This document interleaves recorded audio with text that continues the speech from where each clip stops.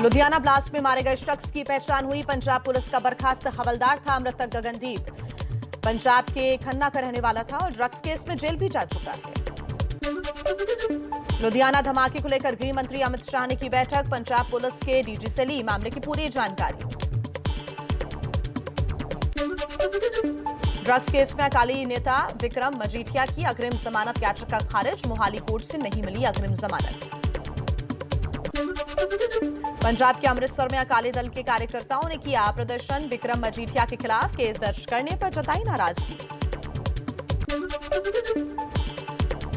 बादल परिवार की बसों को लेकर दिल्ली में सियासत। दिल्ली सरकार ने 75 बसेस पर रोक लगाई। कांग्रेस ने बादल के साथ साठगांठ का आरोप लगाकर केजरीवाल के घर पर किया प्रदर्शन। 115 बसें पकड़ी जा चुकी हैं, 75 तो केवल पिछले 3 दिन में पकड़ी। क्रिकेटर हरभजन सिंह का क्रिकेट के सभी फॉर्मेट से संन्यास। सोशल मीडिया पर भावुक पोस्ट किया। कांग्रेस में शामिल होने की है। मैं आज क्रिकेट के हर फॉर्मेट से रिटायरमेंट ले रहा हूं।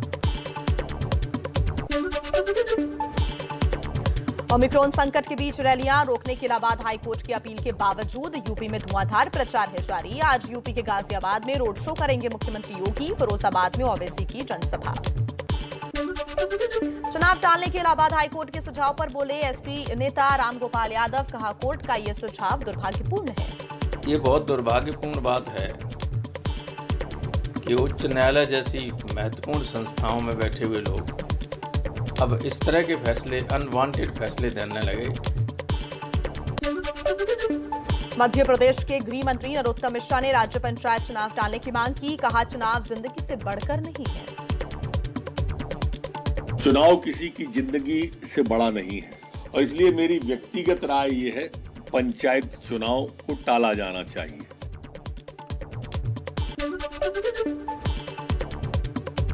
कोरोना की तीसरी लहर की आशंका को देखते हुए इलाहाबाद हाईकोर्ट ने पीएम और मुख्य चुनाव आयुक्त से की रैलियों पर रोक की अपील।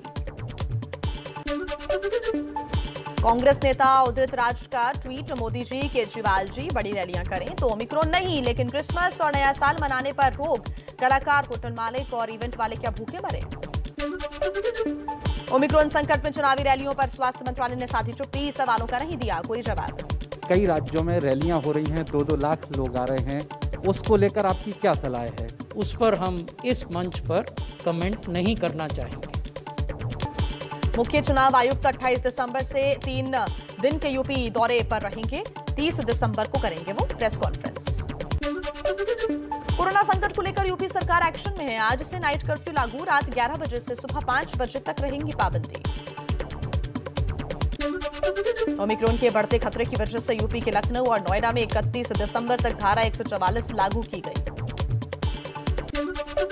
राजधानी दिल्ली में ठंड से राहत, लेकिन प्रदूषण का स्तर अब भी खतरनाक स्तर पर बना हुआ है। आज दिल्ली का एयर क्वालिटी इंडेक्स 398 रहा। सीएम योगी ने कोरोना को लेकर लोगों को चेतावनी दी है। कहा लापरवाही भारी पड़ेगी, नियमों का पालन करें और वैक्सीन जरूर लगवाएं। 2 गज की दूरी। कोरोना की तीसरी लहर फरवरी में अपने चरम पर होगी। आईआईटी कानपुर की रिसर्च टीम का अनुमान। ब्रिटेन में कोरोना ने तोड़े सारे रिकॉर्ड्स। 24 घंटे में कोरोना के 1,22,000 से ज्यादा केस सामने आए। 137 लोगों की मौत। जैसलमेर में वायुसेना का MiG-21 विमान क्रैश। हादसे में विंग कमांडर हर्षित सिन्हा की मौत। एयरफोर्स ने दिए जांच के आदेश। जम्मू कश्मीर के शोपियां में आतंकियों से मुठभेड़। चौगाम इलाके में सुरक्षा बलों ने 2 आतंकियों को घेरा। दोनों तरफ से गोलीबारी जारी है। यूपी के कानपुर और कन्नौज में इत्र कारोबारी पीयूष जैन के घर आयकर विभाग का छापा। 177 करोड़ कैश बरामद। नोट गिनने के लिए 14 मशीनों की मदद ली गई। घर के अंदर तहखाना भी बना था। कारोबारी का बेटा हिरासत में। इत्र कारोबारी के यहां पड़े छापे को लेकर बीजेपी ने समाजवादी पार्टी पर साधा निशाना। जवाब में एसपी नेता आशीष यादव ने संबित पात्रा को समाजवादी इत्र तोहफे के तौर पर भेजा। अयोध्या दौरे पर पहुंचे सीएम योगी ने गिनाई सरकार की उपलब्धियां। कहा 4 साल पहले अयोध्या का विकास का कार्य शुरू हुआ। प्रधानमंत्री के प्रयासों से अयोध्या विकास की नई ऊंचाइयों पर। एबीपी न्यूज और सी वोटर के सर्वे में 48% लोगों ने माना कि यूपी में फिर बनेगी बीजेपी की सरकार। सिर्फ 31% लोगों को एसपी की सरकार बनने पर भरोसा। आज पूर्व प्रधानमंत्री अटल बिहारी वाजपेयी की 97वीं जयंती। पीएम मोदी और गृह मंत्री अमित शाह ने दी श्रद्धांजलि। पूर्व प्रधानमंत्री अटल बिहारी वाजपेयी की जयंती पर राष्ट्रपति रामनाथ कोविंद ने दी श्रद्धांजलि। अटल जयंती पर योगी सरकार का युवाओं को बड़ा तोहफा। सीएम योगी दोपहर 12:30 बजे लखनऊ में विद्यार्थियों को 60,000 स्मार्टफोन और 40,000 टैबलेट बांटेंगे। बीजेपी अध्यक्ष जेपी नड्डा आज मुंबई में अटल बिहारी वाजपेयी की प्रतिमा का करेंगे अनावरण। सीएम उद्धव ठाकरे भी ऑनलाइन शामिल होंगे। गृह मंत्री अमित शाह आज सुबह 11 बजे गुड गवर्नेंस डे पर आयोजित कार्यक्रम को करेंगे संबोधित। दिल्ली के विज्ञान भवन में यह आयोजन होगा। प्रधानमंत्री मोदी दोपहर 12:30 बजे कच्छ के लखपत साहिब में आयोजित गुरु पर्व समारोह को संबोधित करेंगे। कार्यक्रम में पीएम वर्चुअली शामिल होंगे। राहुल गांधी से मुलाकात के बाद खत्म हुई हरीश रावत की नाराजगी। रावत की अगुवाई में ही कांग्रेस लड़ेगी उत्तराखंड में चुनाव। हरिद्वार में धर्म संसद में नफरत भरे भाषण को लेकर वसीम रिजवी उर्फ जितेंद्र नारायण त्यागी के खिलाफ एफआईआर दर्ज। समुदाय विशेष के खिलाफ आपत्तिजनक बयान देने का आरोप है। धर्म संसद में दिए बयान पर केस दर्ज होने के बाद हरिद्वार में संतों ने जताया विरोध। धर्म संसद में दिए बयान का समर्थन किया। यूपी में विधानसभा चुनाव लड़ेगी जेडीयू। जेडीयू का दावा बीजेपी से होगा गठबंधन। जेडीयू ने सीटों की लिस्ट भी बीजेपी को भेज दी है।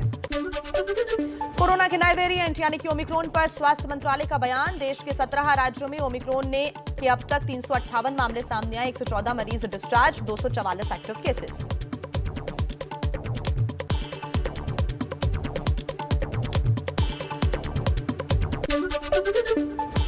महाराष्ट्र में लागू हुआ नाइट कर्फ्यू। रात 9 बजे से सुबह 6 बजे तक रहेगा कर्फ्यू। नियम तोड़ने पर 500 रुपए का जुर्माना। किसी कार्यक्रम में नियम तोड़े तो आयोजकों पर 50,000 का जुर्माना होगा। बीएमसी ने अंतर्राष्ट्रीय यात्रियों के लिए जारी किए नए नियम। दुबई से मुंबई आने वाले यात्रियों के लिए 7 दिन होम क्वारंटीन अनिवार्य। हरियाणा में आज से लगेगा नाइट कर्फ्यू। रात 11 बजे से सुबह 5 बजे तक कर्फ्यू। ओमिक्रॉन के बढ़ते मामलों को देखते हुए सीएम खट्टर ने की है घोषणा। गुजरात के 8 शहरों में नाइट कर्फ्यू लागू। अहमदाबाद, सूरत, बड़ौदा, राजकोट, जामनगर, गांधीनगर, भावनगर और जूनागढ़ में रात 11 बजे से सुबह 5 बजे तक कर्फ्यू रहेगा।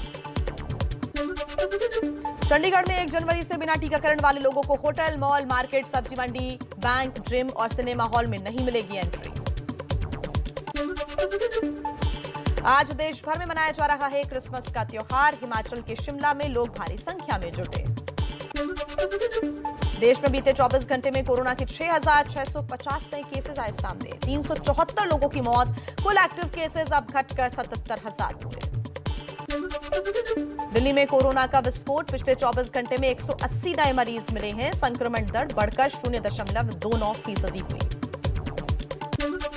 दिल्ली के सरोजनी नगर मार्केट में भीड़ की तस्वीरें वायरल होने के बाद राज्य सरकार ने दिखाई सख्ती। आज और कल ऑड इवन के हिसाब से खुलेंगी दुकानें। देश में टीकाकरण का आंकड़ा 140 करोड़ के पार पहुंचा। स्वास्थ्य मंत्रालय के मुताबिक 89% वयस्क आबादी को पहली डोज लग चुकी है, जबकि 61% को दोनों डोजेस दी जा चुकी हैं। गुजरात के वडोदरा में एक कंपनी में बॉयलर फटने से 4 लोगों की मौत, 7 से ज्यादा कर्मचारी घायल। ओवरहीटिंग की वजह से यह हादसा हुआ।